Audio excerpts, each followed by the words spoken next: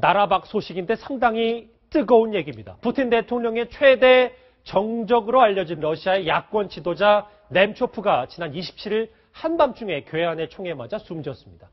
러시아 전국이 혼돈에 휩싸이고 있는데 먼저 움직이는 소식부터 짚어보도록 하겠습니다. 강보들 기자, 지금 피살된 거는 다 알고 있는 사실이면 새롭게 누가 피살을 했는지, 누가 살을 했는지 새롭게 나온 소식이 있습니까? 아직 전혀 나온 건 없고요. 예.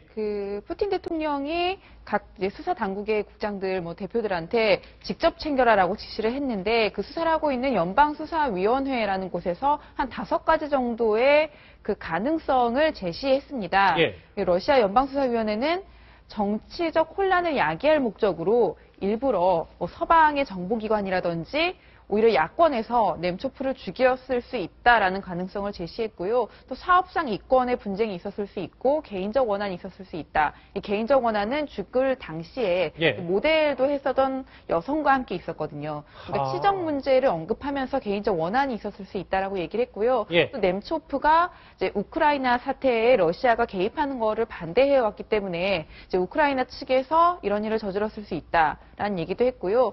또 샤를리 앱도 테러 당시에 이제 이슬람 극단주의를 비난하는 발언을 했다는 이유로 이슬람 극단주의자들이 공격했을 수 있다는 가능성 등을 제시했습니다. 그렇지만 서방 언론들은 오히려 푸틴 쪽이 의심스럽다라는 뉘앙스를 계속해서 풍기고 있습니다.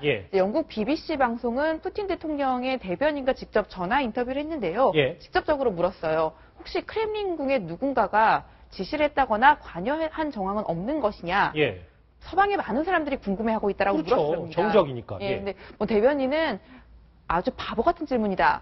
언급할 가치가 없다라는 얘기를 하면서 절대 아니다. 이런 질문에는 답할 필요도 없다라는 반응을 보이고 오히려 아까 말씀드렸던 연방수사위원회처럼 정치적 혼란을 야기하기 위해서 누군가가 일부러 우리를 푸틴 측을 곤란하게 하기 위해서 한 일로 보여진다. 라는 발언까지 내놨습니다. 강보들 기자, 그런데 사건은 일단 벌어졌으니까 수사를 정확히 해야 되는데 저는 어떤 사진 한 장을 봤는데 그 사고 현장에 러시아 당국 측이 물청소를 하는 이 사진이 있는데 이거는 좀 글쎄 누가 죽였던과 상관없이 이 수사 자체를 은폐하라는 거 아니냐 이런 의혹이 있어서 이건 좀 논란이 되는 거 아니에요? 그렇습니다. 수사를 철저히 하라고 대통령이 지시했는데 보시는 게 지금 그 크렘린궁에서 한 200m 정도밖에 안 떨어진 사건 현장입니다.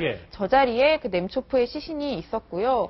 그런데 얼마 되지 않아서 전 영상을 봤는데 정말 소방호스를 가지고 바닥에 있는 핏자국을 아주 열심히 지우고 있는 영상이 공개됐습니다.